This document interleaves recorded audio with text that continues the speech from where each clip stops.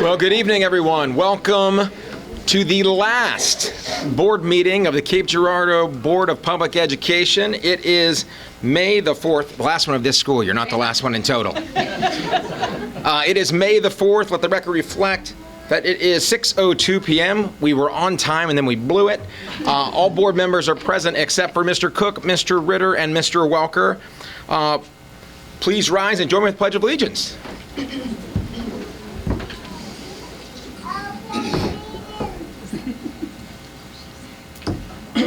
I pledge allegiance to the flag of the United States of America and to the republic for which it stands, one nation, under God, indivisible, with liberty and justice for all.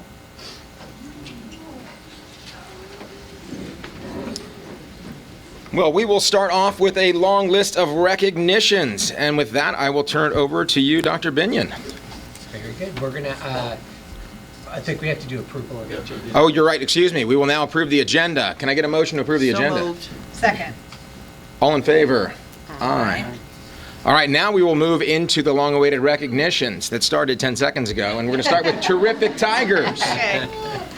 Okay, first up from the Early Childhood Center, we have Ava Owens in pre-K, the daughter of Cameron Owens.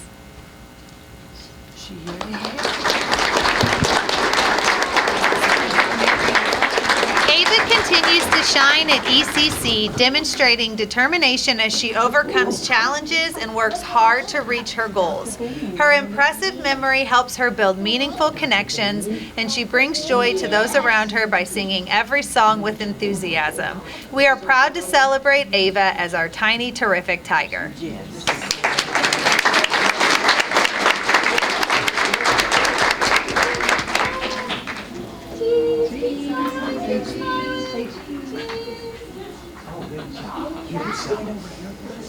From Alma Schroeder, we have Udavi Dias, second grade, daughter of Pratibha and Darshaka Dias.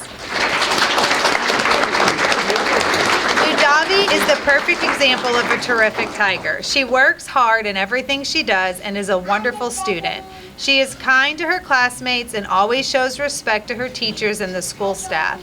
Udavi's kind heart and bright smile make everyone around her feel happy. She makes Alma Schroeder a much better school just by being there every day.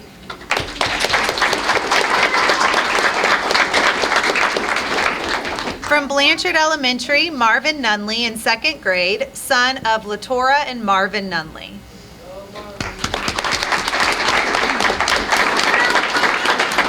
Marvin is very deserving of the Terrific Tiger Award as he consistently works hard and takes pride in all that he does. He welcomes feedback, asks thoughtful questions, and always follows directions while showing kindness, respect, and a great sense of humor with his peers.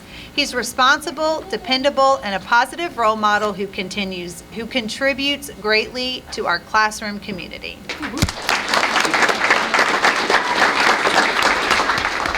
From Clifford Elementary, Yadira Pacheco Mancia, fourth grade, daughter of Nalita Mancia Mendoza. Yadira is an extraordinary student who leads with the example of being respectful, responsible, and safe. She goes above and beyond to share her kindness with everyone. Yadira is an extremely hard worker and is always willing to help her classmates. Not only can you depend on her in the classroom, you can also depend on Yadira to make you laugh. Congratulations, Yadira. From Franklin Elementary, Lilith McCall, second grade, daughter of Madeline McCall. Lilith is an amazing student who consistently shows respect to her teachers and classmates. She comes to school ready to learn, always gives her best effort, and sets a positive example. Her kindness, responsibility, and strong work ethic make her a true role model. Lilith not only meets expectations, but often goes above and beyond, making her a perfect choice for Terrific Tiger. Way to go, Lilith.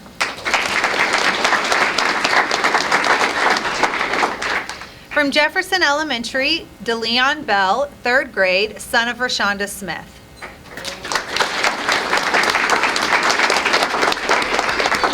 DeLeon is always following directions. His teacher can count on him to be the best version of himself and set an excellent example for his classmates. DeLeon is always trying his best to learn, and he consistently keeps a positive attitude. He really shows what it means to be a terrific Tiger. Congratulations, DeLeon. We are so proud of you. From Central Middle School, Sophia Ritter, 5th grade, daughter of Charles Ritter.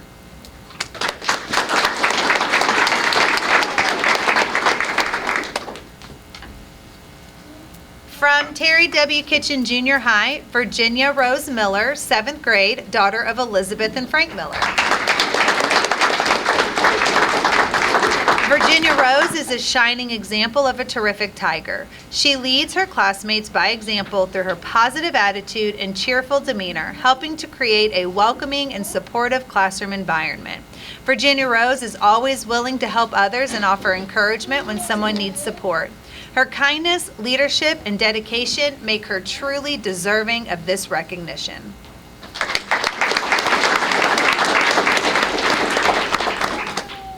From Central High School, Brumi Osiowo, 12th grade, daughter of Jennifer and Silas Osiowo. Brumi is one of CHS's most delightful servant leaders. Brumi's peers and teachers appreciate her kind, curious personality that welcomes new people and new topics. Brumi has an impeccable character that makes her a respected, trusted, and valued student at CHS. She truly is deserving of this important recognition. Keep being you, Brumi.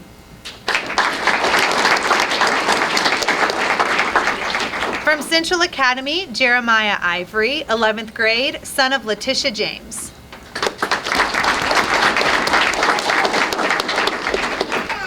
And from March, from Central Academy, Mackenzie Kinder, 8th grade, daughter of Milena Kinder.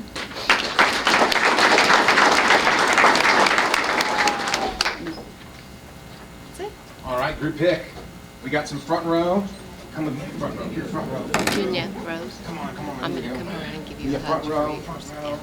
And we got some back row for me. Back row. Put it on our necks. You guys have tongues. Come on. Picture too. I love this. Standing picture. Oh, it's so good.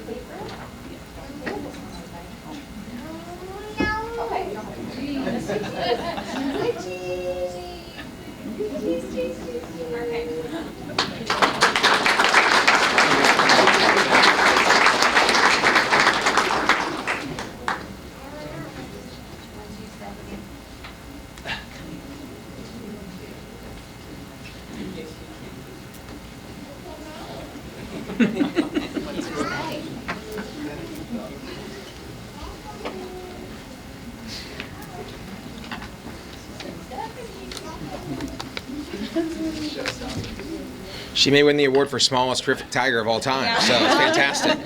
We're starting them young. Yes. Next, we'll do some Skills USA. All right, I believe we have some people here from Skills USA. Mr. Abernathy, are you here? Yes. Come on up here. We're excited to celebrate some of our talented students from the Cape Career and Technology Center who rose to the top of the field as they competed at the Skills USA contest. I'd like to ask, not Mr. Crowley, but Mr. Abernathy to come up and Ms. LeGrand to share a little more about these students and their incredible accomplishments. Yeah, thank you guys. I need this on. Yeah. You guys hear me?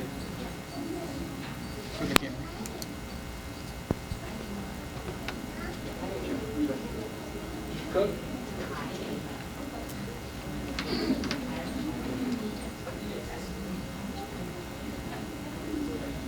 Mr. Abernathy, we'll come up and take a picture with them as well after they're done come up.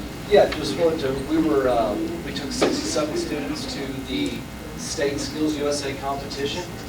We had 22 medalists. We had Awesome. 8 gold medalists, Yes. 9 silvers, 5 bronze. So we once again, performed extremely well there. Extremely excited about what our kids did. We had 5 gold medalists that are either current Cape High School students or were former Cape High School students. So we've got some of those here with us tonight. So I'd like to bring those students up and introduce them. So in our digital media class, we had 2 gold winners and former Cape student Colton Williams. Colton Williams.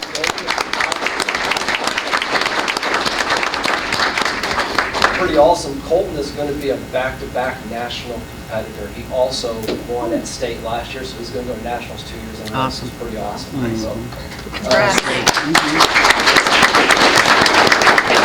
also in digital media, we had Angelo Booker.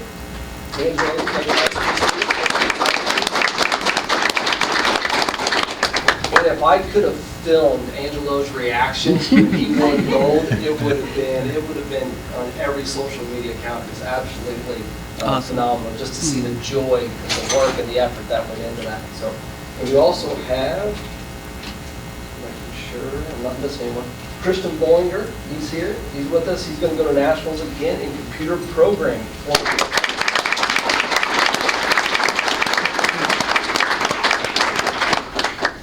I don't think they snuck in on me, but we have 2 other students who weren't able to be here tonight with us. Lillian Dorter, who's a Cape High School student, who's also going to go to nationals and compete in early childhood.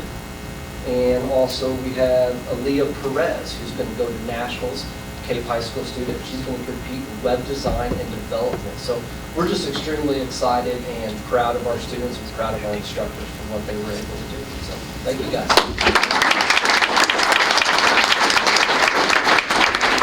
Mr. Abernathy, based on the numbers you said, 33% of your students you took ended up medaling. Yeah. That's incredible. Yeah, it was Congratulations. Thank Yeah. you. Our instructors did a phenomenal job. Yeah. We're thankful for you guys as well. That's awesome. I was gonna say, y'all get in there like you know each other. Like you know each other. You know, teenage boy.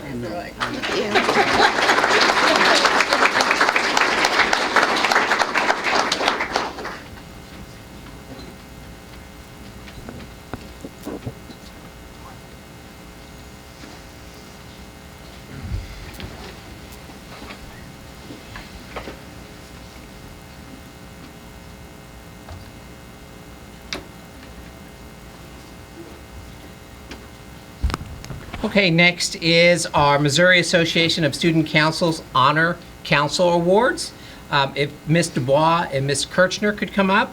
The Honor Council Committee of the Missouri Association of Student Councils has awarded the Gold Award to Cape Central High. To receive the Gold Award, a student council must promote school service, school spirit, community service, student and teacher recognition, and leadership training. We are just one of 81 student councils in the state of Missouri to meet the criteria for the award this year. Ms. Dubois and Ms. Kirchner, do you guys care to talk a little bit about that and congratulate the students that you have here too as well? Well, excuse me, none of our students, our students could not be here. They are competing in athletics. 2 of them are advancing to the playoffs in tennis. And they're AP testing or they're working. But we've got some fine executive council members. One is attending University of Virginia. One has been appointed to the Naval Academy. All right. One is going to Columbia College, and then one is an academic scholarship to Missouri Baptist. So these are all 4 male students that lead our council. And just the criteria that you explained pretty much is what we're all about. We do a lot of different things. I don't know, do you want to comment more about specifically what we Sure, I can. Okay.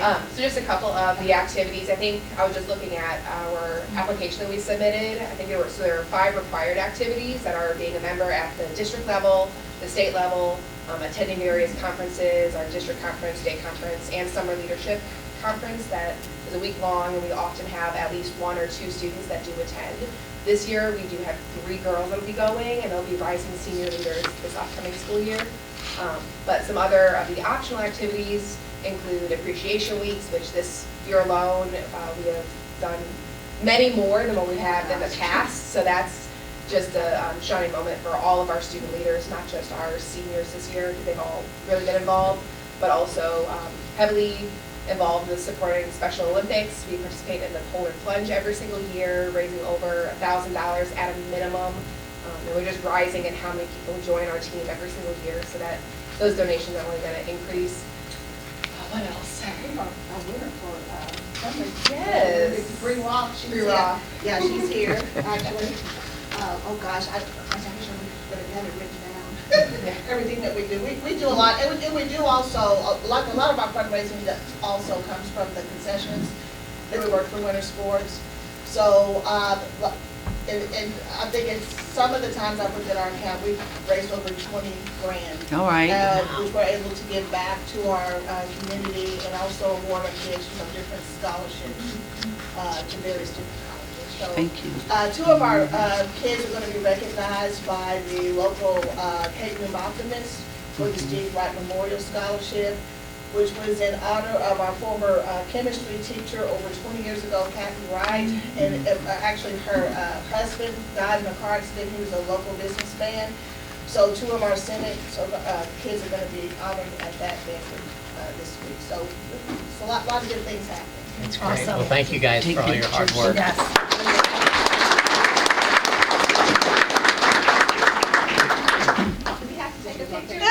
We can if you want. Do you want to take a picture? Oh, man, yes. If there's no kids, we can build a human pyramid. I think legal counsel said, right? Actually, I was talking about when they go to the event, to the Noon Optimist, take pictures. Oh, I will. Yes. Yes. Bree was the top fundraiser. We'll bring her up. Yes. Most definitely. Very good.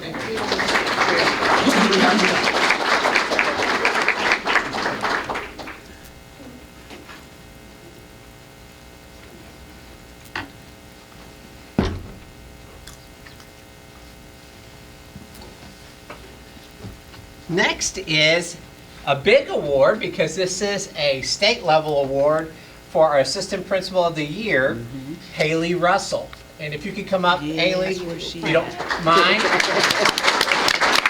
She's gotten to travel all over the country for being the Assistant Principal of the Year for the state, not just the local level, but for the state as well. Tonight we have the honor of recognizing not just an incredible accomplishment, but the statewide impact of it. After being named the Missouri Assistant Principal of the Year, Haley Russell received official resolutions from both the Missouri House and the Senate, and we'd like to share those with you. These resolutions are formal recognitions entered into the permanent records of our state government. In other words, this isn't just a district celebrating Ms. Russell, but the entire state of Missouri recognizing her for her leadership, dedication, and the example that she sets every day. Congratulations to you. And I hope that the resolution serves as a symbol of just how far your impact reaches. And I'm going to put them back in these boxes, but we're going to take some pictures with them as well. For you. Jamie, she makes you look good. Jamie, she makes you look. And this is also Mr. Russell's wife, too.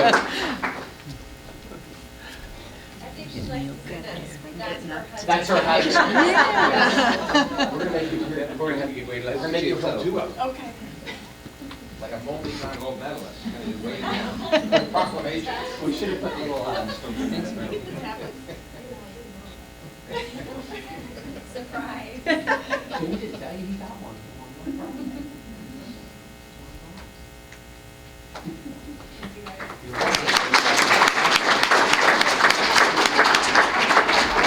Well deserved.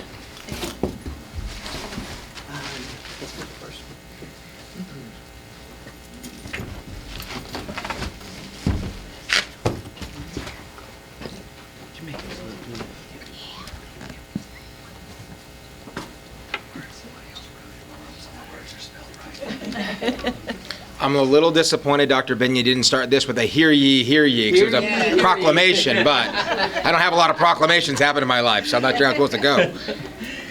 Next, we also have a lot of awards that have happened over the spring. So we're really excited about this one as well. The Missouri All-State Choir. If I could have Mr. White come up.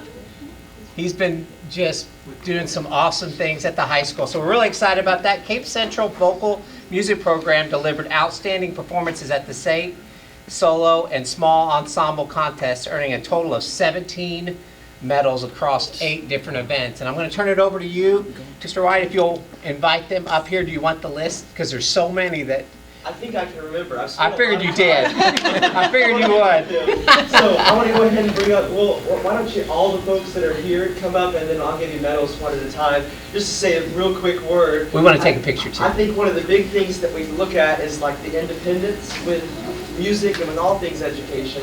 And a lot of these folks spent time before school and after school and on their own working on multiple songs, typically in a foreign language and English. They had to have everything memorized. And this is just the crew, and this isn't everybody, but folks that made it to the state level, so they got the highest possible rating in districts and made it to state. And this year, every single student that we had earned either a silver or a gold rating at the state level. So this is a pretty big deal.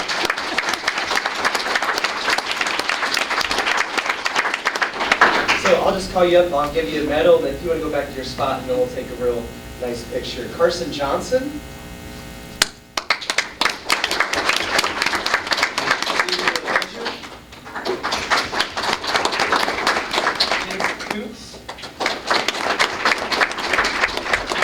Adrian Wilson.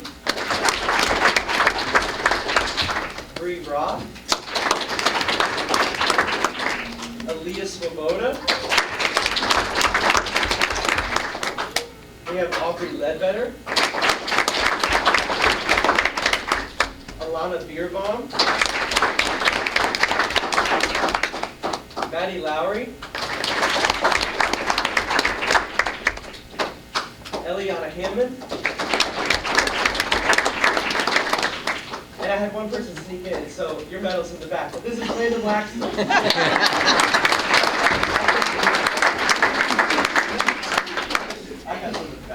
Let's just kind of keep up.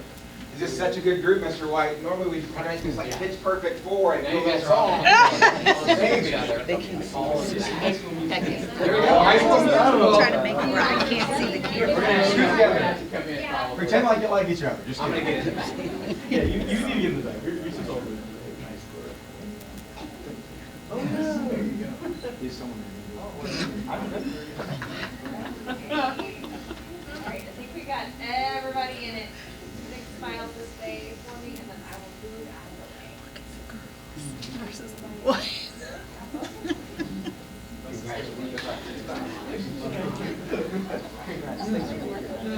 Thank you, Mr. White. We appreciate it. Yeah. Hey, great job.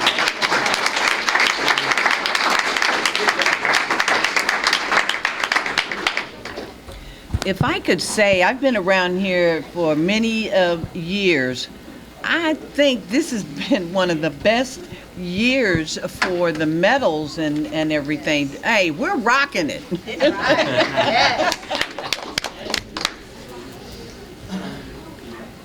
And I think we have one more recognition that's not actually on our agenda up here. I'm going to ask the representatives from the Boy Scouts of America to come up if they would.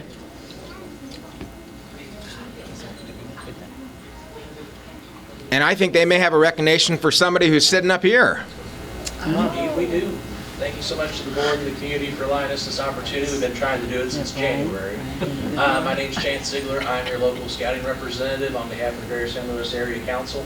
And I appreciate the opportunity to come tonight to do this recognition with a few of my colleagues to add to our 116-year partnership history with the school district and the 60th year of this award that we've been able to give, which is a peer-nominated award. So the recipient has been elected by the peers of volunteers, not selected by the council. I want to be sure that's very clear. It's a peer-selected award.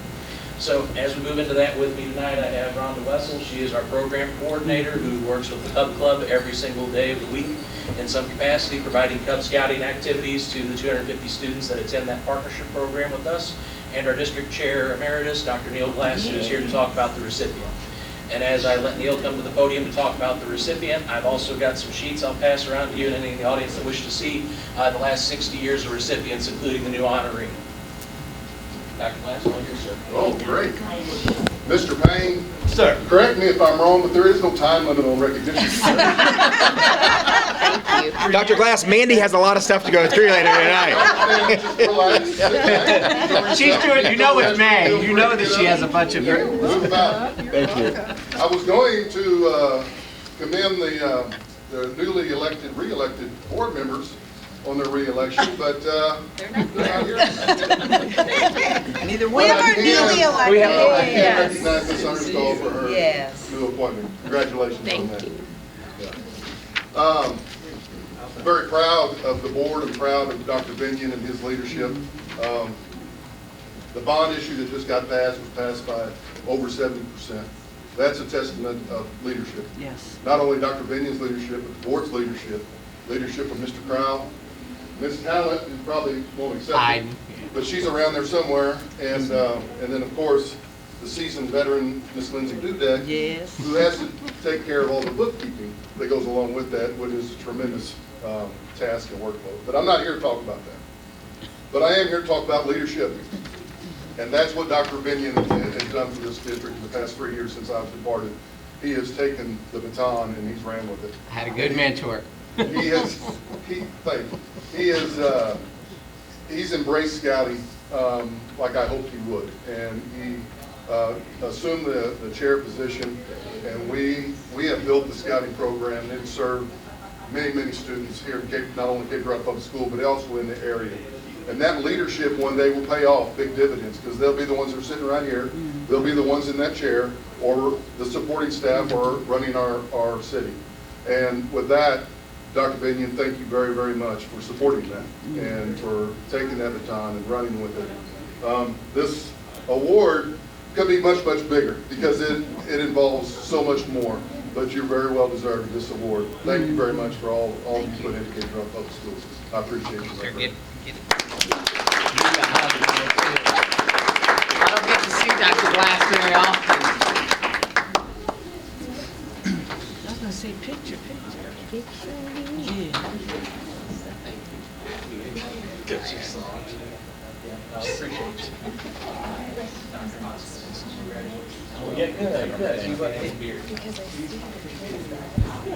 Get one for Scotty Knight. Oh, yeah. So let's do it. Let's do it. There you Do you go. want to be in the picture? Yeah, you should be. I was back here. Come on. I'm not a picture taker. No. You guys This year I am going to win the Pinewood Derby. I'll tell you that. Right now, I have a secret weapon. Don't tell Amy Dunn, but I am going to be here this year. Good catch. Let me tell you, we've Make been sure teaching, you weigh his phone. I'll let you in. Thank you. we've been teaching kids to fish this week. Oh. Oh, fun. Oh, I bet, yes, I guarantee it. Rhonda, we appreciate you. Thank You you. and Amy go head to head on the Pinewood Derby track. That's awesome. I bet you that is 250 kids. Thank you all so much for the Rhonda, Thank you. thank you too for everything Thank you. do for Thank our you. kids. Yeah. Thank you, Chance.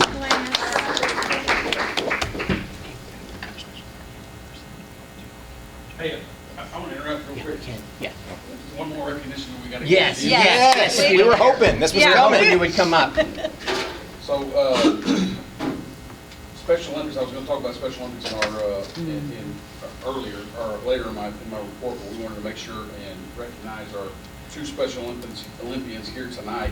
So if you two will come up, please.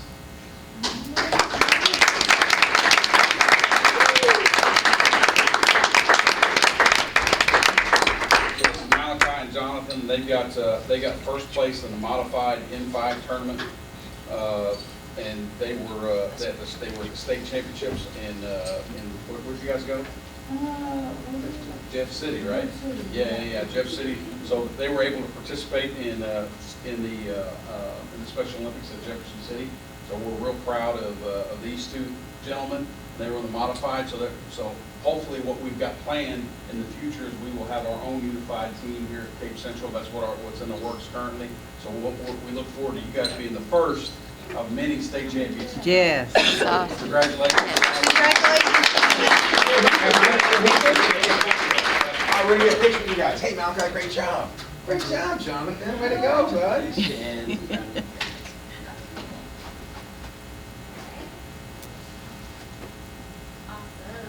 Champions. Good job.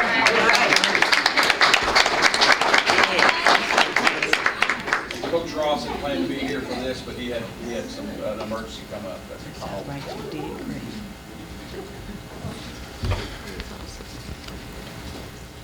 Congratulations. Yes.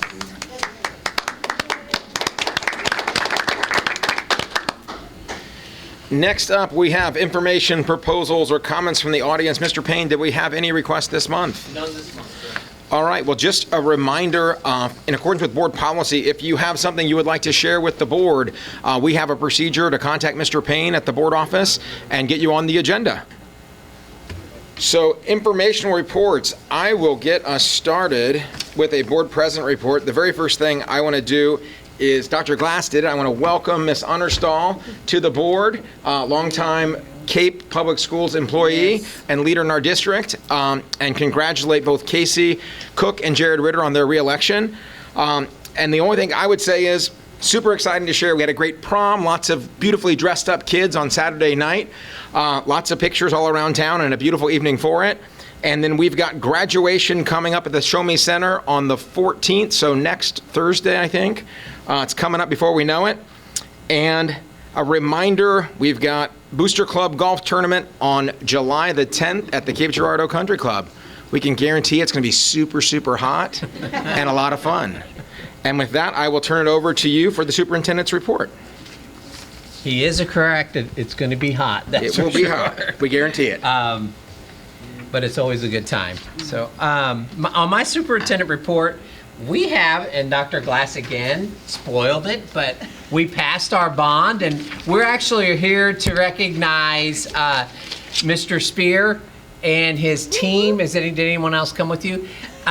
His committee. It was all John. He's a wolf pack of one. Hey, listen, he got after it to pass this bond. Earlier this April, Proposition Tigers passed with an overwhelming support from our community.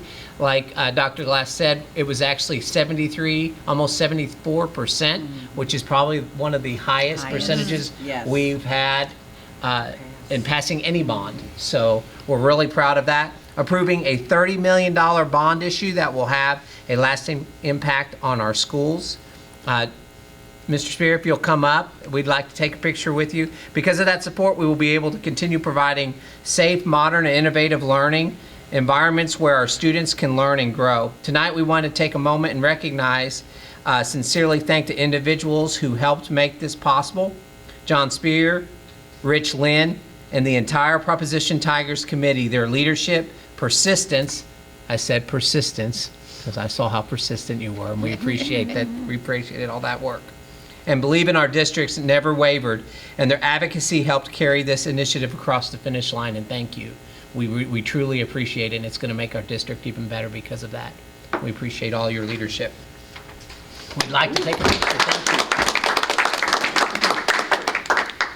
John had a birthday going through all of that, too. Does he tell you? 39, right? Yeah. I've never seen someone so persistent. Yes. I love that one.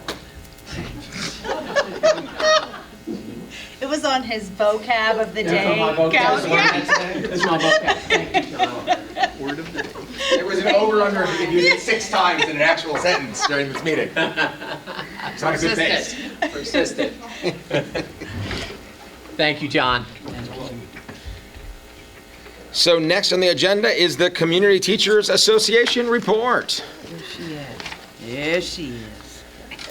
Get ready. All right now. Take a breath. Always, right? I'm Shannon Berghoff, by the way. I'm president of our current Community Teacher Association. So I get to share good news as well. I love all the celebrations tonight. I'll be reading out our staff members shout out. This is where members of each building write nice things that are going on, which is really great in their building. So here we go. From Alma Schroeder, SPED TAs are always working hard, flexible, and love all the kids. We appreciate everything they do. From Blanchard, Ms. Jones for preparing the 3rd graders for MAC testing with so many fun and engaging learning activities, including a cakewalk and Jeopardy. Ms. Cal for going above and beyond in every area, from repainting all the farm animals for summer school, to helping new teachers prepare for math, to creating all the honor roll certificates and everything in between. We are so lucky to have her on our team. Ms. Pattengill prepares such fun learning experiences. Students have explored numerous topics, including making donuts, Digging for Dinosaurs, The Legacy of Jackie Robinson, and so much more. She always goes above and beyond to make learning fun and engaging. Blanchard is lucky to have her. From Central Academy to Justin McMullen, as we celebrate our vice principals, he is calm, patient, and a great role model for our students. Also to Bria Tillman, our admin assistant, as we celebrate them this month. She is the best, and we get to celebrate her again as she won the best of the best at the Oscars. From Clifford to our 3rd and 4th grade teachers, as they have all done a great job preparing our students for the math test. Students and staff are rock stars. You might hear math tests several times as we go through. We're all celebrating that we worked so hard for it. Mr. Sheridan has worked so hard with our EL students, especially in kinder. Shout out to our 1st grade team for being willing to try ability grouping for reading to better serve the needs of our students, including the on and above level kids. They did an amazing job, and the data shows it. From the CTC, huge shout out to Mrs. LeGrand, Miss Bryan, Miss Roth, Chef Young, Mr. Cook, Mr. Blythe, Mr. Carlise, and Mr. Broach for their incredible support during State Skills USA. Their willingness to give their time and energy to take 67 students to the state competition, whether supervising students, supporting them, serving as judges, running competitions for the programs, or stepping in wherever needed, was nothing short of phenomenal. The success of our students and the overall impact of this experience would not have been possible without their dedication and commitment. Thank you for going above and beyond for our students. Thank you, Mr. Freeman, for taking the students to the Capitol building for Firefighter Day. This was a phenomenal experience and a valuable opportunity for our students to engage in real-world learning and represent Cape CTC at the state level. From the Early Childhood Center, Lisa Probst is retiring. Shout out to her for all her years of service to the Early Childhood Center. She will be missed. Grayson Jones and Taylor Munich were planning a fantastic play day for our Tiny Tigers. Brooke Humphrey for keeping our front and back entrances decorated. From Franklin, Katie Dager has hit the ground running as a SPED teacher, advocating for students, writing IEPs, and being a positive role model. Miss Rebecca Peters, our new counselor, was honored at Friday evening's Oscar event, and we have to say the award is very well deserved. Ms. Peters never stops, from one-on-one meetings with students to working with community agencies and now organizing her very first season of math testing for the entire school. She is a rock star. From the high school, shout out to the SPED department for putting on a fabulous special prom for the students in Cape, Jackson, and Perryville. Shout out to Ms. Womble and Ms. Ulrich for all their hard work preparing for prom. From Jefferson, Ms. Sissel, Ms. Ogle, Ms. Larry, Ms. Sipes, these ladies work diligently to provide services for our students with intensive support needs. They are caring, patient, and absolutely amazing. Thank you for being the best. From the junior high, shout out to Mr. Dewing for building connections with students that he doesn't even have in class. The kids appreciate you. Keep being a good role model. Coach Niels allows his students to work hard, play hard, and learn a lot. He engages in some awesome activities in health and in athletic fitness that the kids will remember for years to come. Ms. Hahn puts together so many amazing activities for the students. All of our students love her, and she's done such an amazing job of including every student. Someone wrote, second this. Shout out to our guidance office for all the math prep. I told you that was going to be our magical word today. From the middle school, the 5th grade teachers planned a fun activity, the Amazing Race, for students to practice math and ELA skills. Outstanding activity, fun and motivational, and still focused on standards. I'm super grateful for Mr. Mays and Ms. Tyser. They are rocking their first year out at CMS. Mr. Brown is such a great teacher. His students are great role models of how to act in the hallway. After-school programming is growing like crazy. With the addition of disc golf, over 51% of our students are participating in some type of programming. This does not even include sports teams, except for disc golf. Ms. Gorman, Ms. Hartman, and Ms. Kincaid are always willing to step in and cover where needed.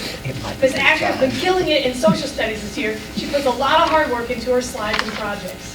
Ms. Wilson is an amazing asset to our school. She works tirelessly to help things run smoothly and creates great book reading opportunities for our students. She is always willing to help out any teacher find resources as well.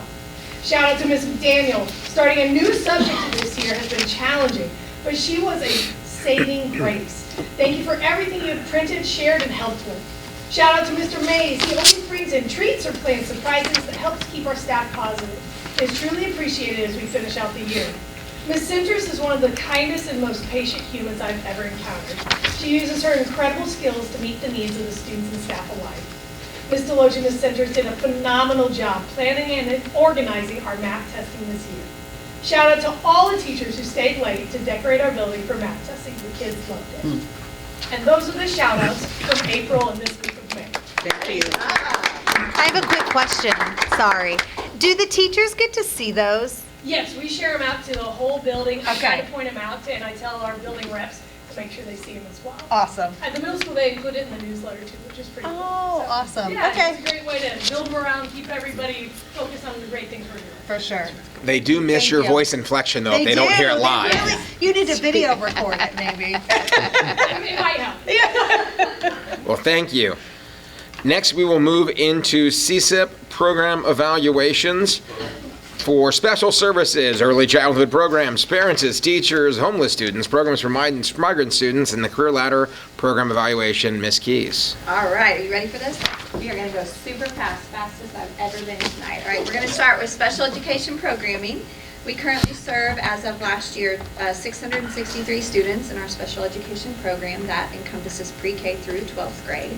The total budget for this program is $7.9 million. You can see on the next slide that that is dollar split between local, state, and federal funding. So we do get some reimbursement from federal. Our special education program aligns with our CSIP goal Learn 3 by establishing plans to develop key student outcomes, focusing on continuous improvement on state and local metrics, and we're working on implementing responsive programs to meet the needs of all of our students.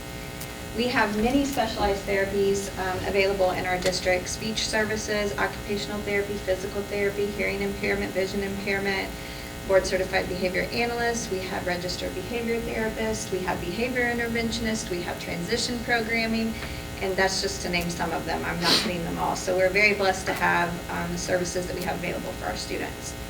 Our MAP scores for students with special needs do show scores below the state average. However, data indicates our scores are steadily increasing, specifically in grades 3 through 5 for both ELA and math, and we're going to continue focusing on closing the gap in the upper grades as well.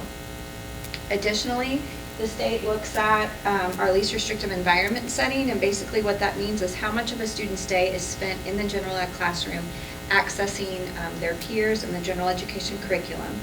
This year, the top 3 most inclusive categories for our district were very close to the state average and showed much improvement from years before, so we're moving in the right direction there.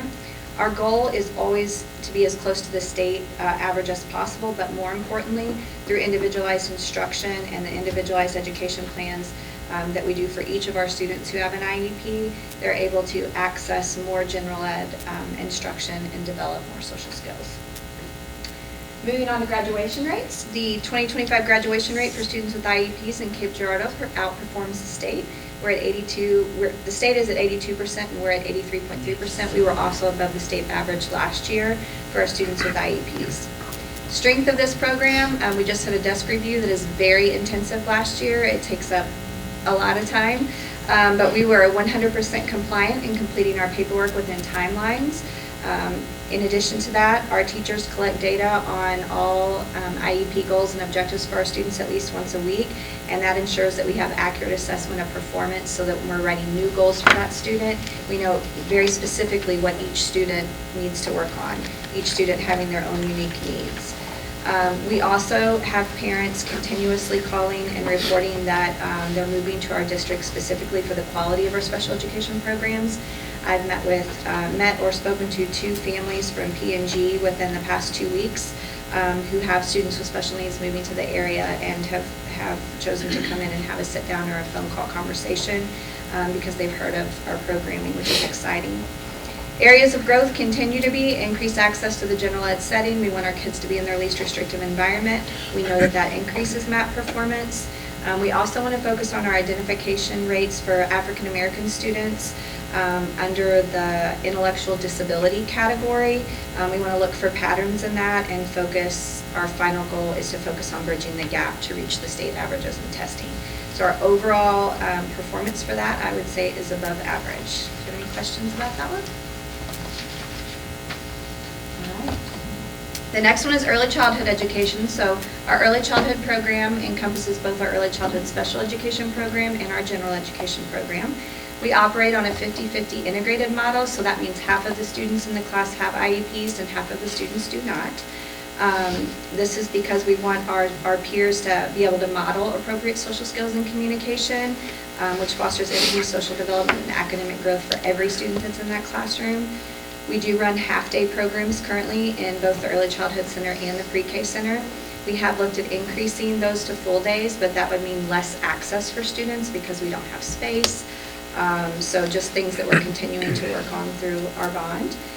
During the 24-25 school year, you're going to see the number 74 students with special needs. And actually, at the end of the year, it ends up being over 100, but these are based on the September benchmarks, and I always use the same benchmark so that you can see the data trend. We are working harder to make sure that we're giving students early access through parents as teachers, which we're going to talk about in a little bit, to make sure that we're meeting students' needs earlier than when they come into early childhood even. Parent and stakeholder, oh, I forgot CSIP, the very, no, I'm going way back, sorry. The total budget for this program is $2.1 million split between local, state, and federal. Most of our early childhood special ed funding is strictly federal, so we do get quite a few dollars from that program. Early childhood also does align with our CSIP goal, Learn 3. It establishes plans to develop student readiness and competencies. It helps us target future improvement for state and local assessments. Early education is directly tied to increased performance on MAP scores in 3rd grade. Parent and stakeholder engagement is also part of our CSIP in Elevate, and we are big promoters of parent involvement in our Early Childhood Center, as well as this year we have increased our external partnerships within the community, and we meet regularly to discuss how we can better share what the great things that our Early Childhood Center is doing. Strengths of our program include effective peer modeling for social, behavioral, and academic skills.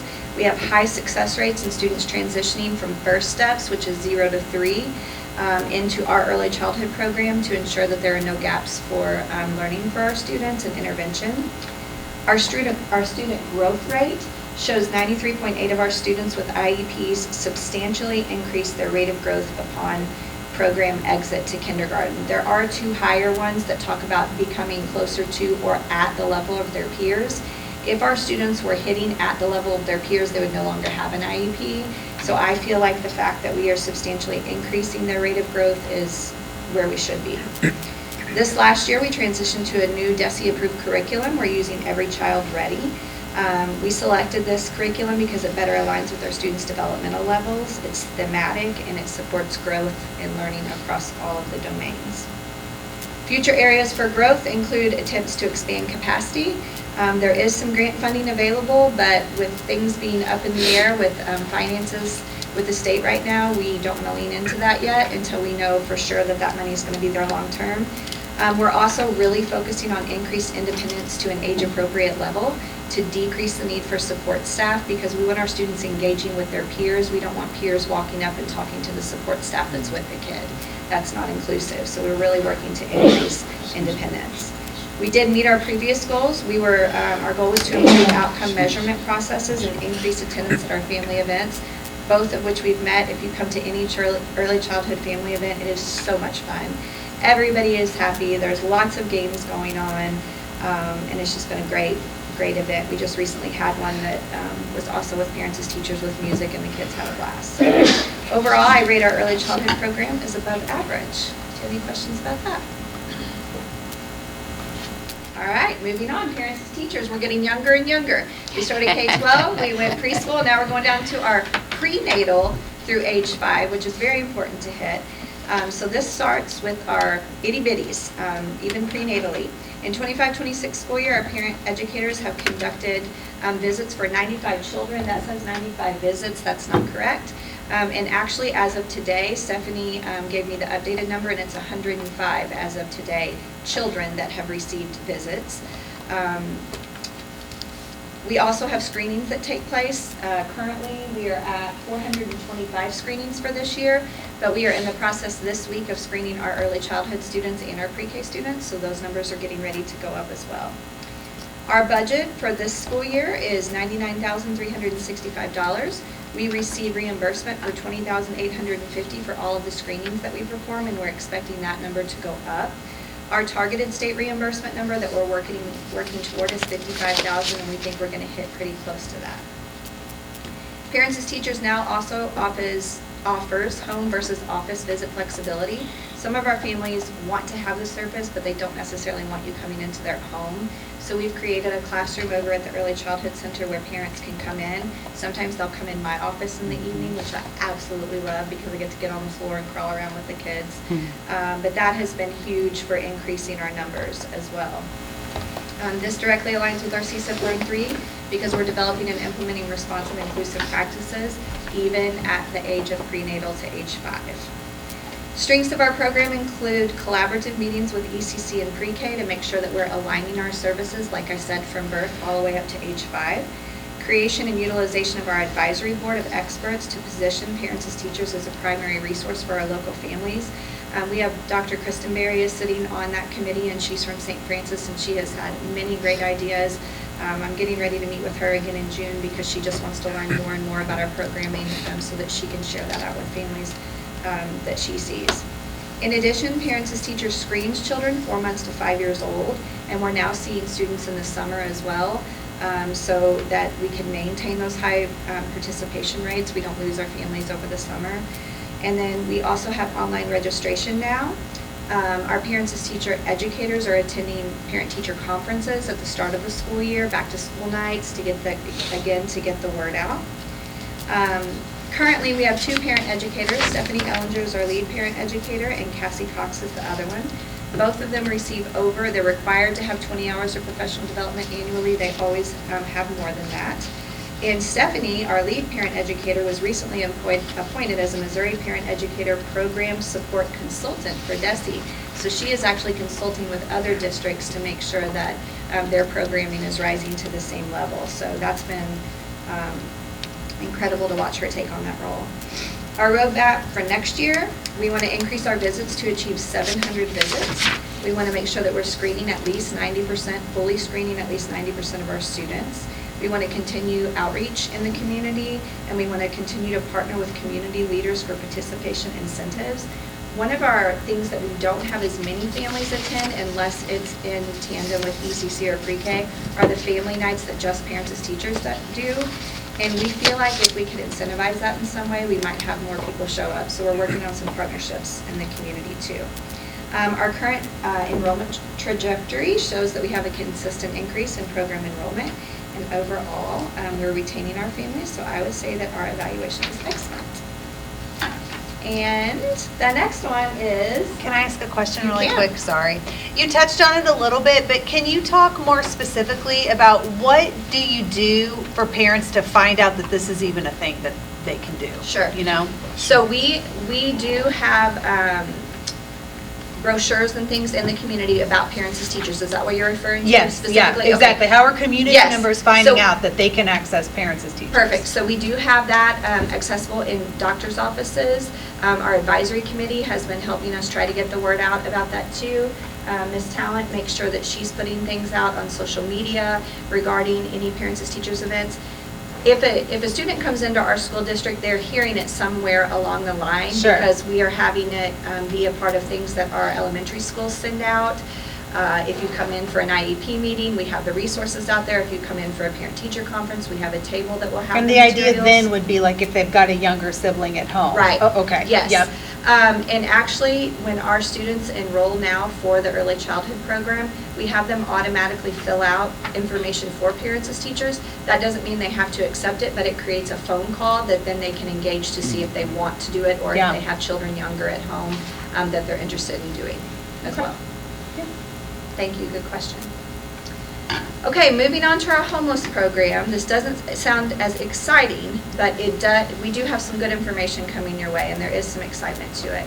Our homeless program directly aligns with our CSIP Learn 3 goal because we're developing and implementing responsive and inclusive programs, again, to meet the needs of all of our students. Last year, we had 265 students noted to be homeless at some point during the school year. Now, that looks like a big jump, right? Which doesn't seem like a good thing. I feel like that's because our families are becoming better educated and they're not afraid to admit that they're struggling to gain home security. And so they're admitting that, they're asking for help, and we're offering them services. We've done a lot of education to make sure that our families understand that we're not going to try to take your kids from you because you're homeless. We're going to try to provide you support to get where you need to be for a safe environment for your kids. So we are better identifying. Currently, we budget $400 from title funding, which doesn't seem like a lot, but most of our support comes through Care to Learn. That's our supplemental support. So it matches health, hunger, hygiene. We're able to do that. Also, our local churches. I'm jumping ahead. Sorry, Jamie, I'm all over the place. 400. I talked about the $400 moving forward. Okay, there you go. We do have strong interagency support. We work with Family Services, Children's Division, DFS, foster care agencies. We partner with CPCMO, East Missouri Action Agencies. Local churches are huge supporters of us. Hotels have provided deals for us when we've had families in crisis. Community Counseling Center in Great Oak are doing wraparound services for mental health, not just for our students, but also for families when they're in their time of need. And then, of course, as a district, we provide the wraparound services for food support. We provide transportation to any activity that the student would need transportation to through the homeless program. We provide hygiene products and health. We kind of talked about that through Care to Learn. One area that continues to be a community issue is affordable housing. That's an issue for our families, both in short-term and long-term housing. Eviction records cause difficulty in securing a new home, but also there is a scarcity of options. So what we're trying to do now is we're trying to better educate our families on, hey, if you're getting close to an eviction, before you get there, come to us to ask for help, and we can make connections for you in the community so that they do have more options moving forward. But that is a difficult situation to be in for our families, so it's not something that we always know about until after it's a little too late to provide some of the supports that we know our community has. I do feel like we've met our prior goal of breaking the stigma related to homelessness, and that's why I feel like we do have an increase in self-reporting because they want help, and we're able to provide some of that. Our parents and students now know where and how to ask for help, and that's documented through our connectedness survey. Our continued goal for the homeless program is to connect families to the 32nd Circuit Prevention Specialist prior to hitting those eviction rates, because then they have services available. And we're also working to create a community-driven brochure and website with comprehensive resources. That does exist at the state level, and we can send our parents there, and you can click on Cape Girardeau County and it will tell you every resource available. We also have a printed copy of that, but we're always working to improve that, and that is a cross-agency created brochure. So I think that our homeless programming is above average. I do wish that we had more options for our families that are affordable in the city, but that's kind of outside of our control. My last one you will not see up here because it's about migrant students. We do have migrant policy, and we would serve migrant students if we had them, but we have 0 currently. They are not reported. So I did leave the program evaluation in there just to tell you that we do have policy for that and how we would serve the students if we have them. We do not currently have any dollars attributed to that because we don't have any students. Did anybody time me? That was pretty good. You Very have good. what looks like a timer right in front of you. feel like I you know, could've hit it somebody when you should have started started. it. Very good. Very Any good. questions for me? That was a lot, but I didn't want to. It was a Really lot. good. But So it- that was really good. Thanks, man. Well, outstanding. Yes. And Stephanie Ellinger from Parents and Teachers may or may not be Cape Central class of 1992. So shout out to her. And she was here tonight. I did see her. I did see her. Ava was hers Oh, of before she course. came, and Yeah, that's yeah. why she kept, Ava was calling for Miss Stephanie, because that was her reward when she got done. Ah, very nice. Next on the agenda under this category is Career Ladder Program Evaluation, Not I. And which will Dr. go. Beck isn't here today. He is actually out of town. So I'm going to go ahead and kind of go over it briefly as you can open up the Career Ladder Program Evaluation.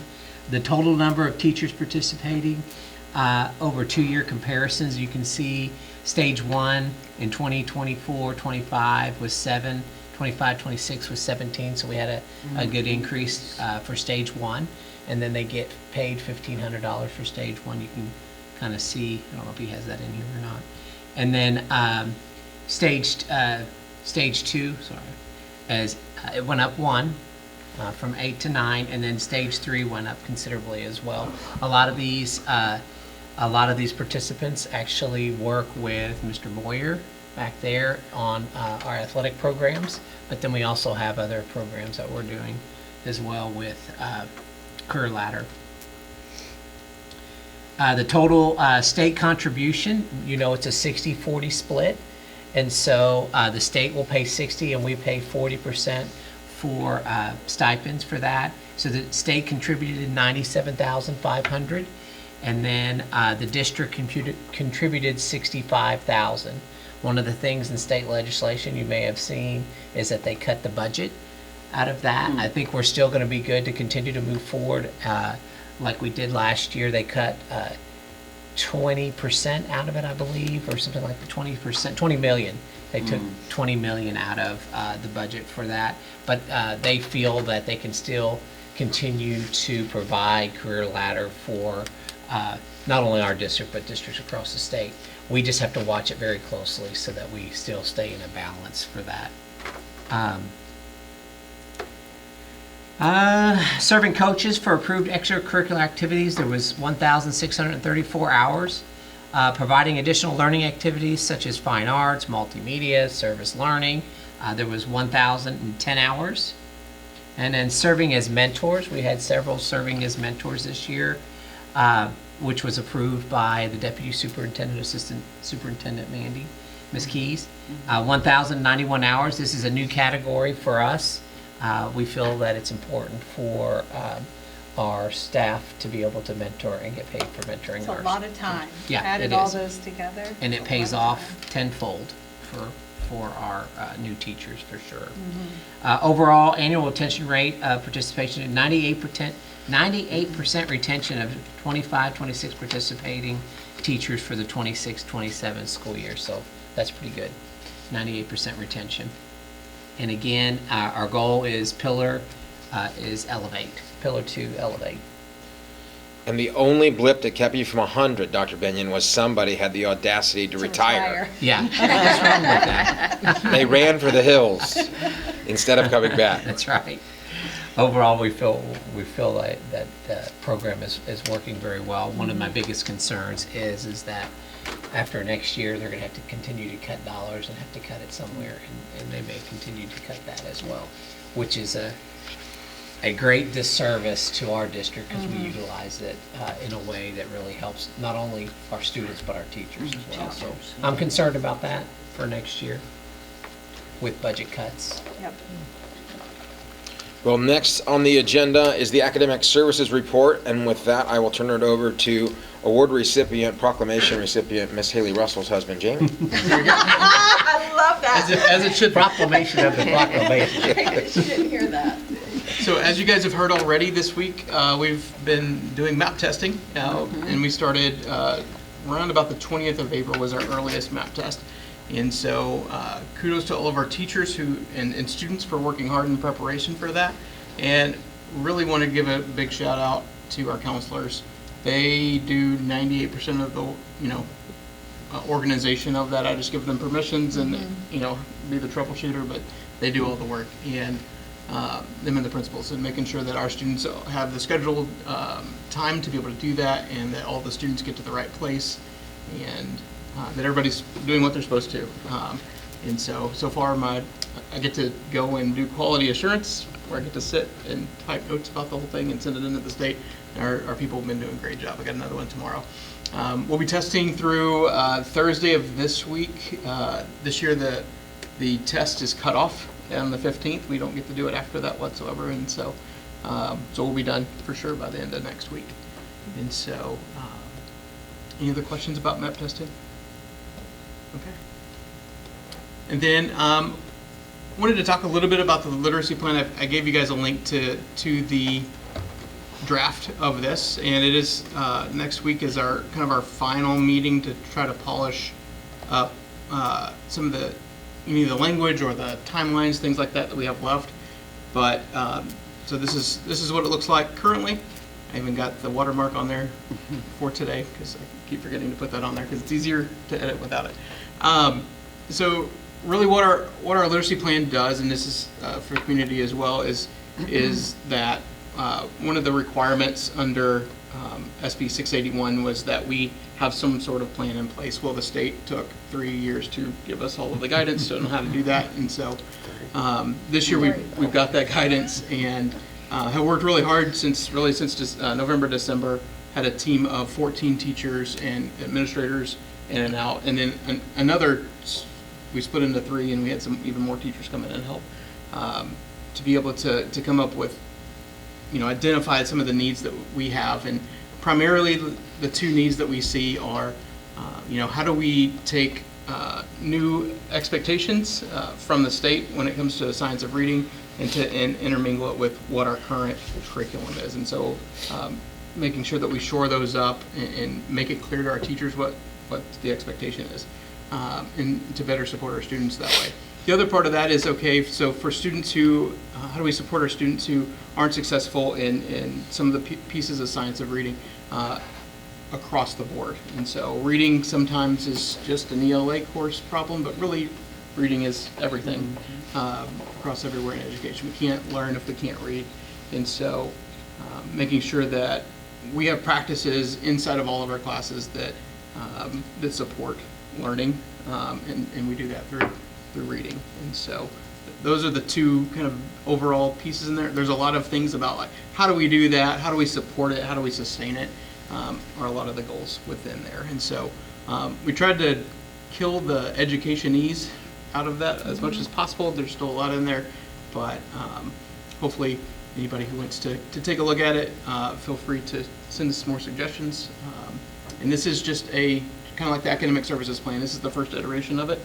We can always come back and change things as needed. So we will bring this back to you guys next month to vote on it, because it is something that has to be board approved. So, any questions on the literacy plan?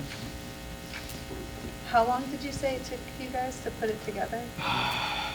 So we started, our first meeting was in December, and this is supported through RPDC, Regional Professional Development Center at SEMO through DESE.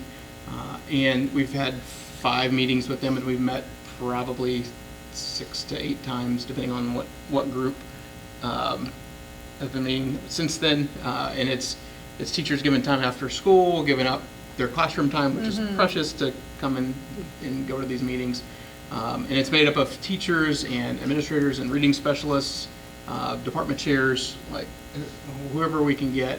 And then we brought in non-ELA specific people, to be a part of those other small teams to try to get as much as we could of everybody.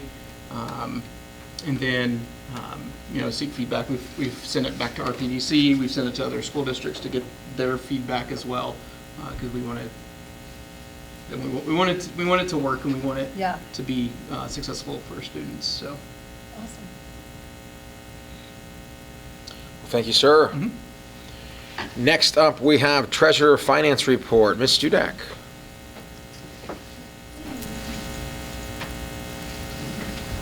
This report is for March.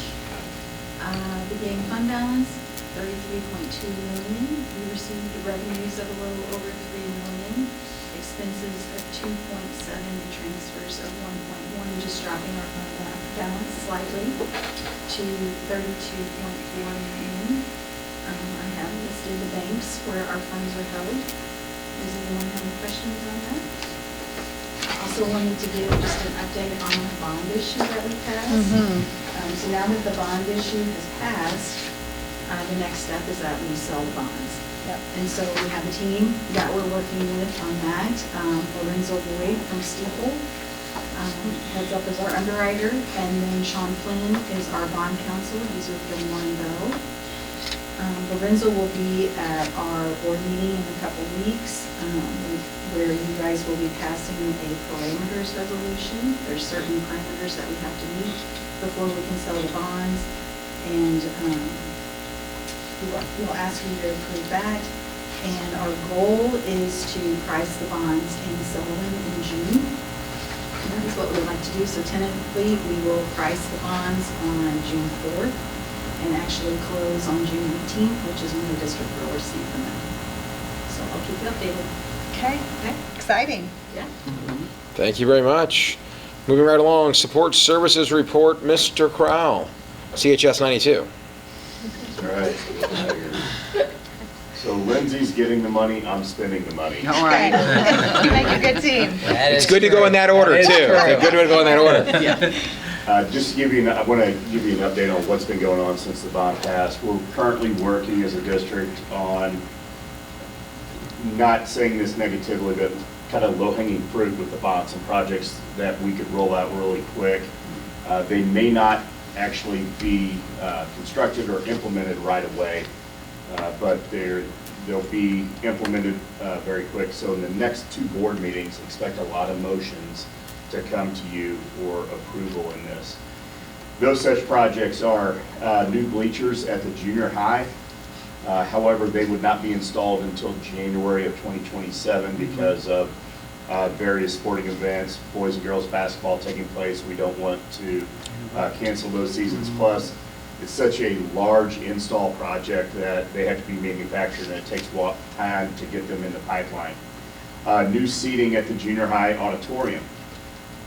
Next fall, as soon as junior high girls softball is done, we're looking at the turf project at the middle school. So the baseball and the softball field over there would be taken out and new turf being put in before winter. Tennis courts, the 2 new ones constructed, the rest of them resurfaced, potentially as soon as end of July, early August to be ready for the fall girls tennis season. Currently, right now, we are meeting with playground companies on pour-in-place surfacing. That would be what we told the community, kind of like Melena's Magical Playground or Levi's Trail. So it would be solid surface in the elementary playgrounds. I met with another company today, and I have 2 more interviews to do. The tracks at the junior high and the high school being resurfaced. We're working on phase 2 of our energy savings work with Navitas, with LED lights, weatherization of the buildings, and then the emergency generators, battery backups for our servers in our buildings to ensure that we have a large amount of time to deal with being able to operate our phones and so on and so forth. And then one of the other ones, one of the big ones, not to kind of hash over it, but it's really important for our community, is the new drop-off lane at the middle school. Mm-hmm. And so the specs and design are actually taking place right now. I will say that our middle school staff has been very well trained on strangers on campus, because they went to a soft lockdown today when the engineers showed up to survey the property, even though that they had forewarning. But they had the warning safety vests on, they had the tripod, They looked a little creepy, let's be honest. they had broadcasts on, they had radios, they had stop slow signs, all of that, but only happened briefly, but we got back on track. And number 1. That's right. Safety first. I like it. Safety first. That'll go out for bid and go from there. So quite a few things are in the pipeline. Expect a lot of things to happen at the next May board meeting, as well as the June board meeting, so we can get everything locked in and implemented. When it comes to the refurbishment and construction projects, just to give you an idea of what that will look like. So if you're asked in the community or people reach out to you, we will start interviewing our staff here probably in the next couple of weeks, and then pick up those interviews after summertime in the fall. So when we did our long-range facility plan, we got a very high-level view of what we were needing to do in these buildings. Now we're getting down to the specifics of what all needs to be done, what the design and scope of those will be. So several projects will more than likely not start until next summer due to the nature of the construction that needs to take place. If we look at all of the plumbing issues that Clifford Elementary has, we can't do all of that during the school year because the kids and the staff are still there. We need to have working facilities for those students. So a lot of these projects may be waiting until next summer, so that gives us time to do the interviews, push out the scopes and specs, and then get it out to bid. So you're starting a huge project and then you're running away and letting Dr. Crowley take over everything. So one of the other things that we're going to be working on that's going out for an RFQ, so a request for qualifications, is a construction manager at risk company, and we've been very successful at those partnerships in the past. So we are in a new bond, so we will be going out for a new RFQ to partner with a construction company that will work with us. The reason we want to do that, and this will all be told to you again at the June board meeting when we bring a firm to you, is that in doing it this way, we get a contractor involved on the front end instead of the back end. And so as we're engineering the actual projects, we're engineering all the different scopes and things like that, the contractors can come and say, well, that is one way of doing it, but we also have this method of doing it, and they can actually save us dollars in the long run. We've been very, very successful as a district utilizing that system, so that will be coming to you in June as well. So, a lot of moving parts. It's exciting. Thank you, Mr. Crow. Next on the agenda, I welcome District-wide Athletics Director, Mr. Tyson Moyers. And I will tell you, Tyson, I didn't think I had the authority to do this, but I almost moved you right after Shannon Berghoff, when she gave the CTA report, to like really move you up the chain. And I didn't do it, because it's only my first meeting doing this. I didn't want to make too many waves. But I'd like to advocate for you in future meetings that you follow CTA. I wanted this here for main report. Oh, there you go. Well, there you go. That's good support. And by the way, very good. He won't look as good if he goes out. That's right. That is. Thank you very much. It is pandering at its worst. I've learned it well. So, welcome, or thank you for having me. High school spring sports are wrapping up as we get into postseason play. Bruce and Will Miller are headed to the state and individual tennis next week. We'll recognize them again. One of them's going to be here for Missouri top 100 too as well. So team tennis just won today, so they're advancing on to the district semifinals tomorrow at Notre Dame at 4 o'clock. Golf districts are Monday in Farmington.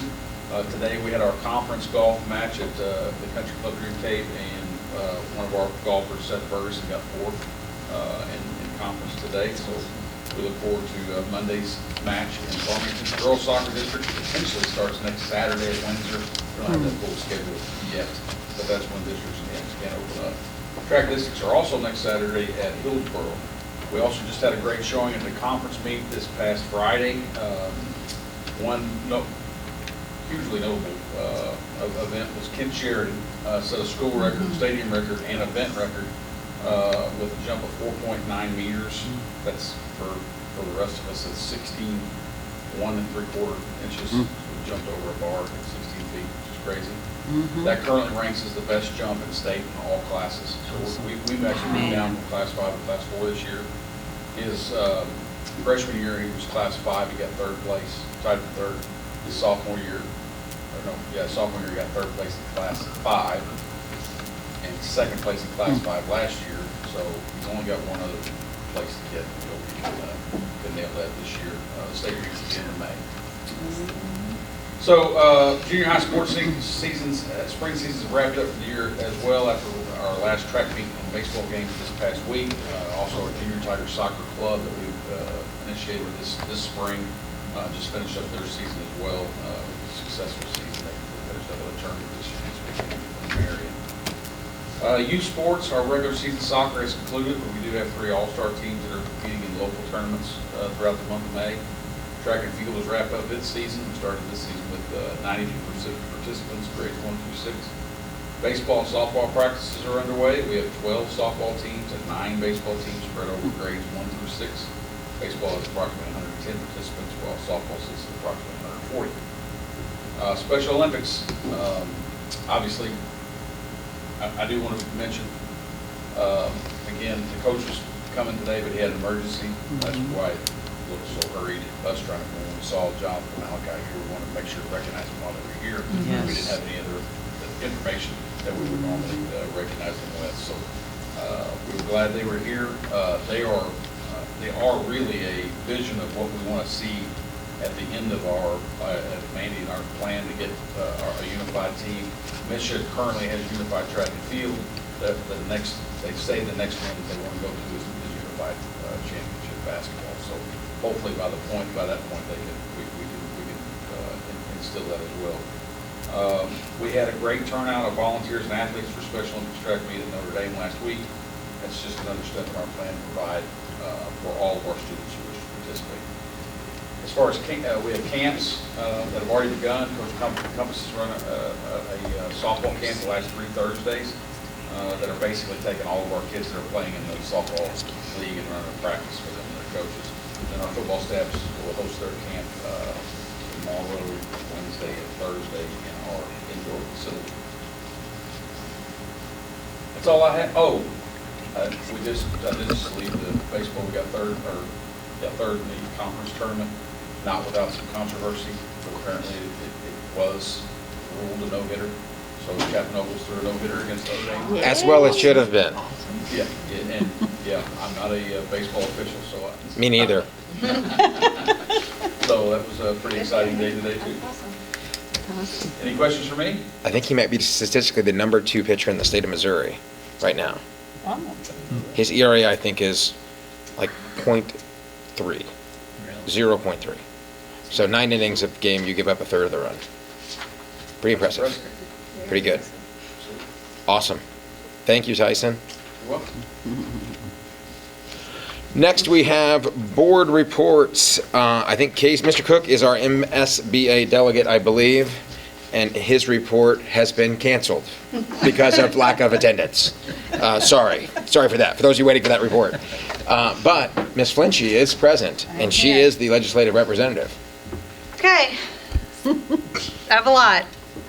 So, first of all, May 8th is the day that the budget must be passed for the state of Missouri. May 15th is the last day of session, so we are kind of wrapping things up, but the last 2 weeks tends to be crazy because they're trying to get the budget passed. Current budget has a $190 million shortfall for public education. This is mostly due to an overestimation in gaming and lottery revenues and also a shortfall in transportation funding. One of the things that would be affected by that budget gap will be the funding formula. It's supposed to be $7,145, but it would be around $6,900 if that shortfall ends up being approved.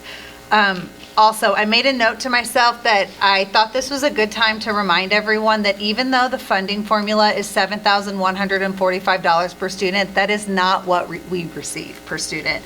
I have actually asked Ms. Dudek about this before, and this year we received $3,111.13 per student. So that $7,000 number is a bit misleading. That's just something to keep in mind when you hear that number. There is a current push to potentially fund that shortfall, that $190 million, through some other methods, but it's not real clear at this point if that will happen. They're in committee today, is what we're hearing from Dr. Binion. So we shall see.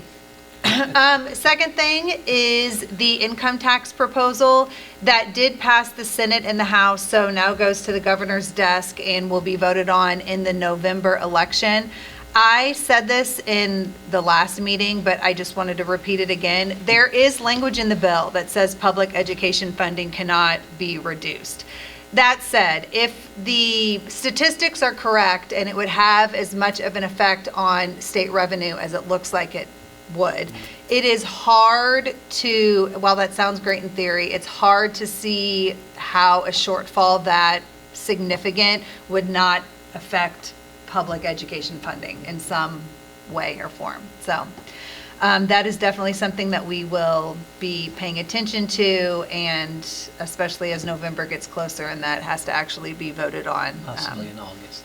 Possibly in August. I did see that they are looking to push it maybe to August. So we will continue paying attention to that.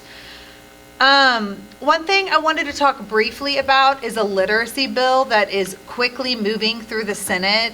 It's come up in several different conversations recently with me, and so I just thought I would talk really quick about it.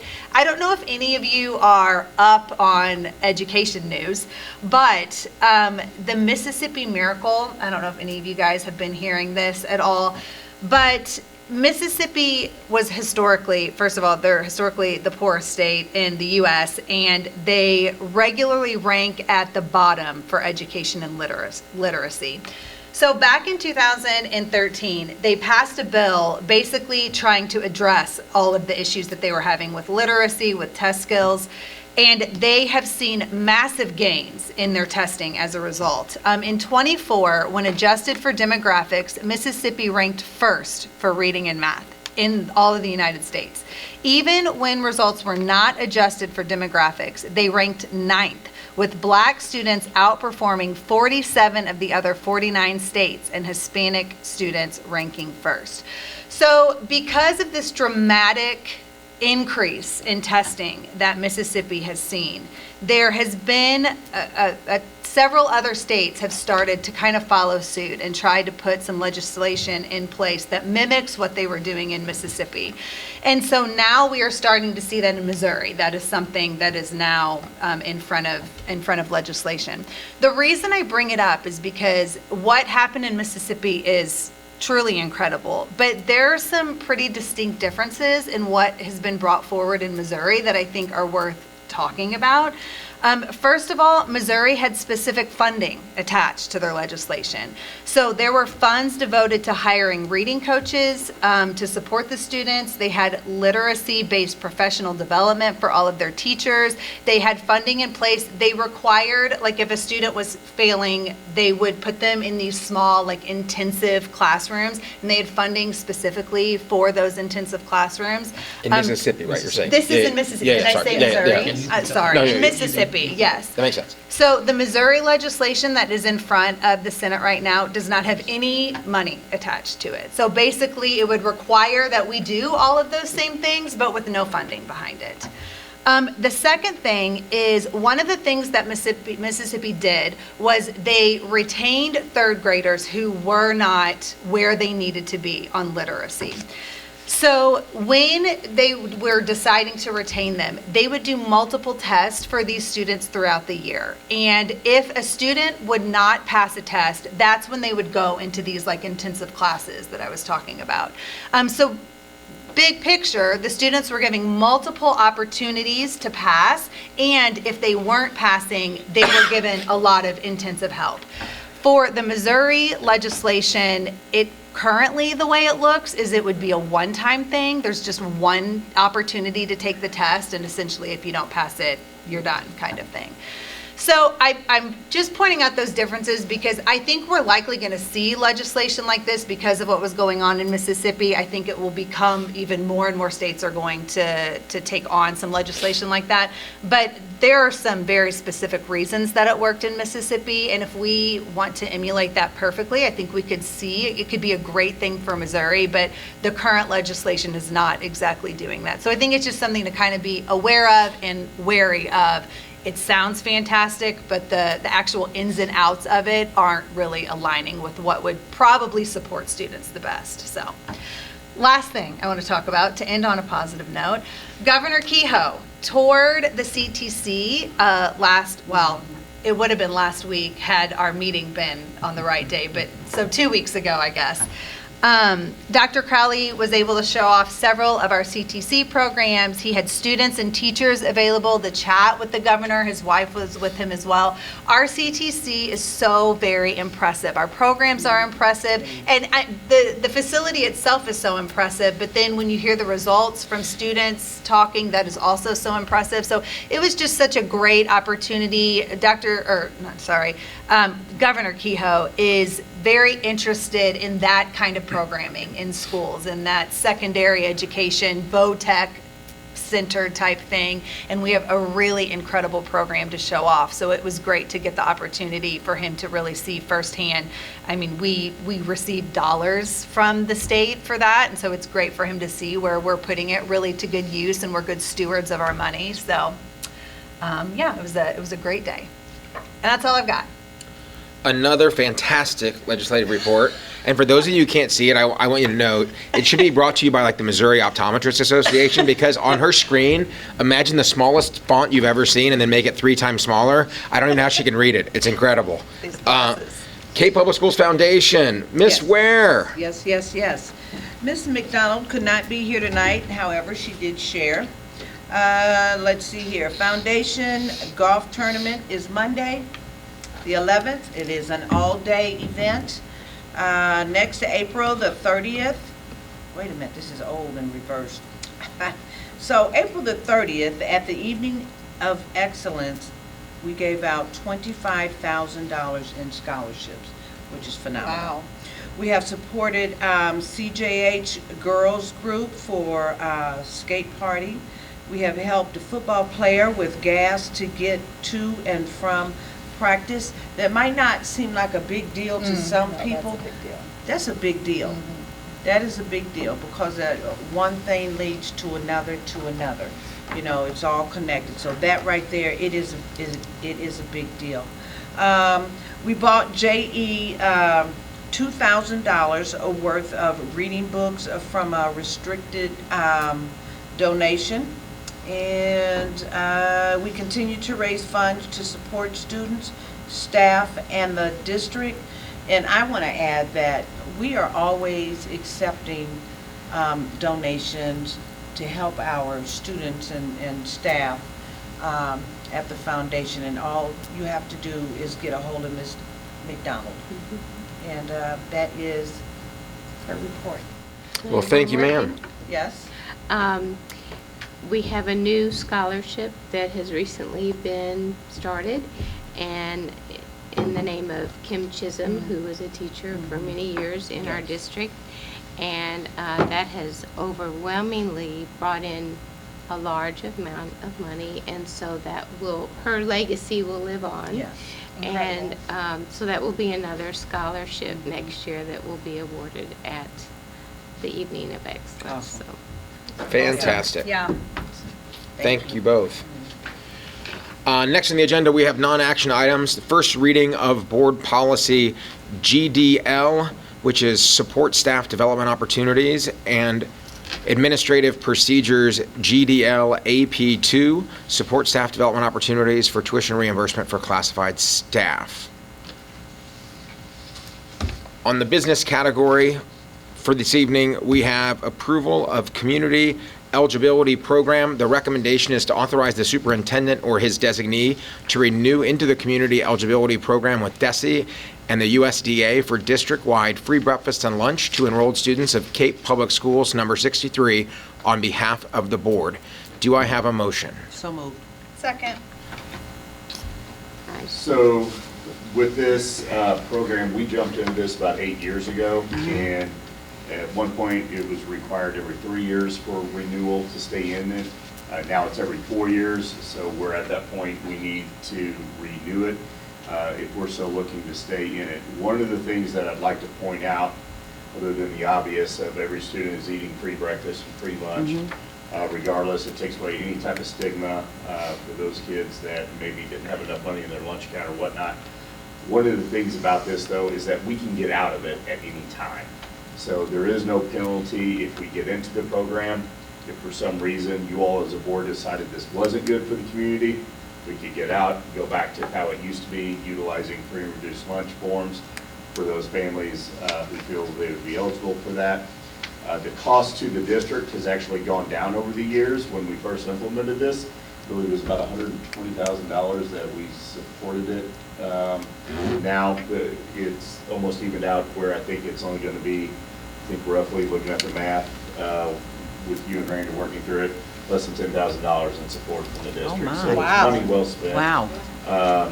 by the district. Part of that is the reimbursable rates have gone up from the USDA as well as from DESE. So, you know, and a lot of this credit also needs to go to Dana Clark, who's no longer with us, but the continuance of what Randa Seltzer and Miranda Waymeyer have done. They're going out, hitting it out of the park with a lot of grants to help augment this. We have a $50,000 grant that was accepted for local beef that's going to be going into our schools next year. We've set that up with several local butchers in this area, as well as the Natural Honey, the program with Southside Farms. I mean, so just, I can't speak highly enough of our food service and our employees within that, all the way from our prep cooks, cafeteria managers, Randa and Miranda. And I believe it is beneficial for us, again, just kind of capstone program is maintain our CEP eligibility Yes. in that program. Yeah. Especially when you get those two in the room. Yeah. Miranda. Yeah. Exactly. So any questions?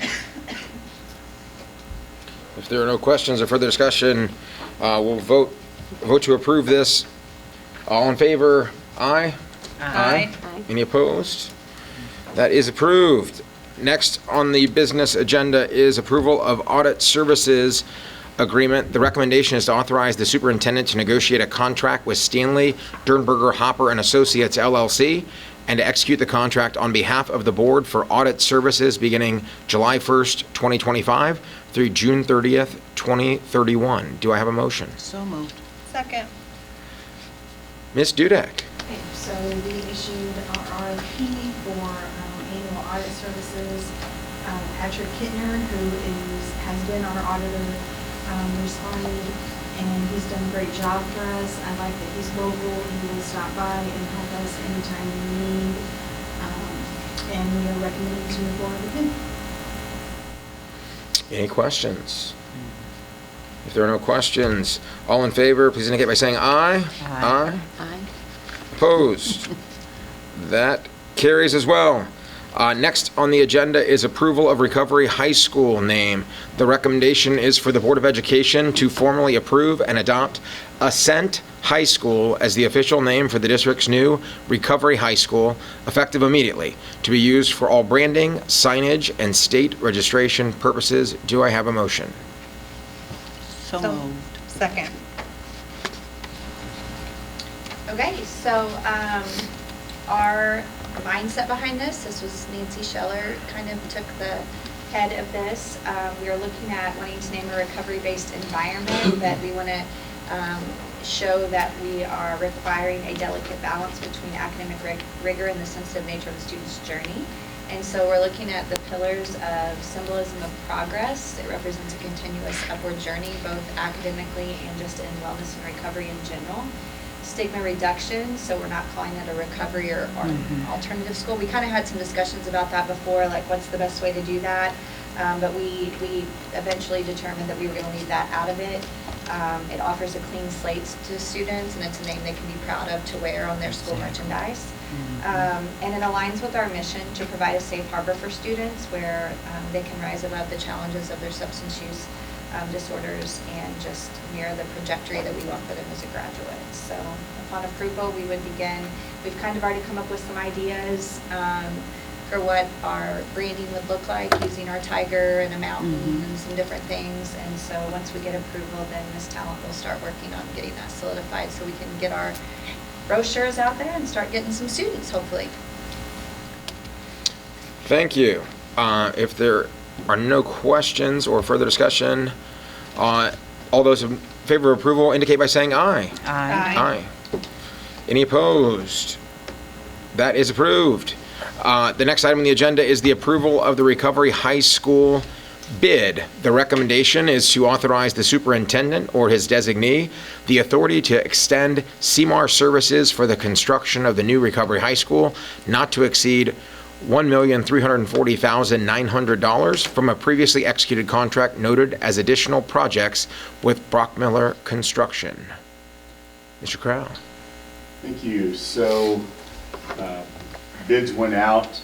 We had to do some value engineering to get it back within range. These are the numbers that DESE has provided us through the grant that was awarded for us for construction. We're approximately going to have a 5,600 square foot building, 4 classrooms, multiple conference rooms, commons area, secured entrance. It'll have a playground area in the back with garden,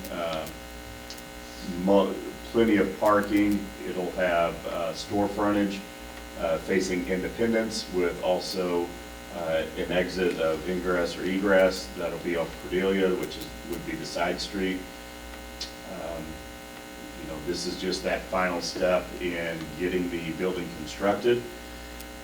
For next fall, though, this obviously will not be built over the summer. It'll start, but it will not be completed. We already have a facility that is going to be utilized for the start, and then once this is finally constructed, students and staff would move over to the new building to be ready.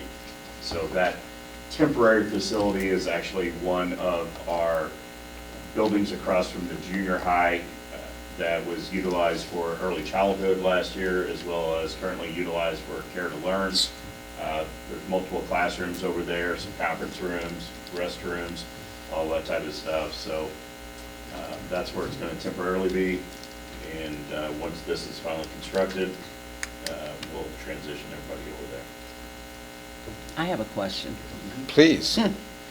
Explain to me the playground area, please, because I know these are going to be high school students. Basketball. It's a basketball court. It's Okay, Yeah. okay, because It's it's not playground, I'm No, like, not right a now. not a jumbo Sorry. pad. I was like, okay, well, we It's a got very going large on here. teeter-totter. A sports area. Good Okay, question. then. Yeah, that Josh, we gonna recessed find a playground different area, word, everything playground. needs a playground if it's inside a fenced-in Okay, area, because yes. that's how it's insured. Thank you. So, but it is a basketball court in fenced in, but within that fenced in area, there's lab space for outdoor gardening. Okay. Greenhouse area as well too. So there's plenty of room back there. Thank you, I appreciate you. Are there other questions? If not, all in favor of approval of Oh, we this? got one more, the second reading. Oh, We're voting on this. oh, No, you're voting on this. Okay, sorry. no, you're okay. All in favor of the approval of Recovery High School bid, please indicate by saying aye. Aye. Aye. Any opposed? That is approved. And last on the business are the second reading and adoption of board policies, IIA, IAAC, and then rescinding IIAC-R1. And the recommendation is to authorize the superintendent, to adopt the following board policies as recommended by MSBA and the Policy Review Committee, IIA, IIAC, and rescinding IIAC-R1. Do I have a motion? So moved. Second. Any discussion?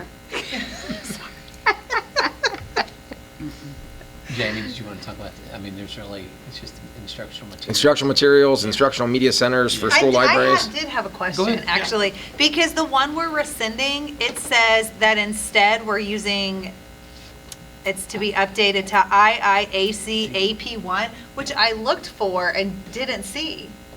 It's, well, for this one, it's mostly definitions for what's being rescinded. And so Okay. a lot of that stuff is already in other places. And so that's part of the reason as to why we're rescinding it. It's just duplication of. Got it, of okay. effort. And so- Just a cleanup. Yeah. Yeah, clean up. sure, yeah. And then there was a little bit of language change just to kind of just barely tweak it to where it fits updated law from last year. Got it. So. Crystal's the only one who could read that on the screen right now. Probably, that is true. Can you ask and see who would Yes, like to be this on is that? perfect timing. If you find yourself diving into board policies like Ms. Flinchy and saying, I noticed this or that, we're looking for one more person, I think, to be a reader. I think Mr. Cook is doing it, Ms. Flinchy are doing it, and kind of be a part of the policy review committee where you look at these policy recommendations from MSBA. I don't know if either Ms. Cook or Julia would like to. Do you want to do it? I'd be glad to. It's gonna be thrilling. We're gonna I have a think you were on the blast. committee before, that'd be good, because you kind of know how they read anyway. So, Julia. And I bet if Miss Ware is like dying to do it, I bet Mr. Right. Cook, I bet you do it. I don't want to speak on his behalf. Yeah. I'm going to pass on this one, but Crystal's it's gonna not because love it it. doesn't sound Everybody else is awesome. gonna hate it. But I know Casey's done it before, so if you are interested, Lynn, I'm sure he'd probably be willing to. I'll put your name down. No, I didn't put you down, if you'd like to, Lynn. All right, if there's no more questions on that one, Thank you. if you're in favor of that, please indicate by saying aye. Aye. Aye. Any opposed? Last item on here is information and proposals from board members. Do we have any? I do have something that I missed in my. Now is the time. Please go. I thought you were going to say no. Probably the most important thing that I missed in the superintendent report. This week is Teacher Appreciation Yes, it Week, and is. I just want to say how hard our teachers work, and just really am proud of the things that we're doing. You can see all the awards that we're winning. That's not just because of the kids, that's because of our staff as well, and how much they've poured into them this year and every year. So we're really excited about Teacher Appreciation Week. We do have a gift for them. We'll be giving that to them on Friday. It's a secret of what that is. So we're really excited for this week. I know they have lots of different celebrations. So if you see any teachers, thank them for all their service that they do in our district. Well, that's awesome. Well, I'm excited again for graduation. We have an extraordinary class of kids this year. You know, you heard some of the names of some of the universities they're going to, and I won't name them all, but from Columbia University in New York City, an Ivy League school, to the Naval Academy, to UVA, to we've got somebody accepted to the 6-year program for medicine at UMKC, which is super hard to get into. And so we look forward to celebrating our students in graduation on the 14th. And if there's no other things for us, I will move to adjourn. Or entertain a motion to adjourn. Thank you. So moved. All right. Second. Boom. We are adjourned. Thank you, everybody.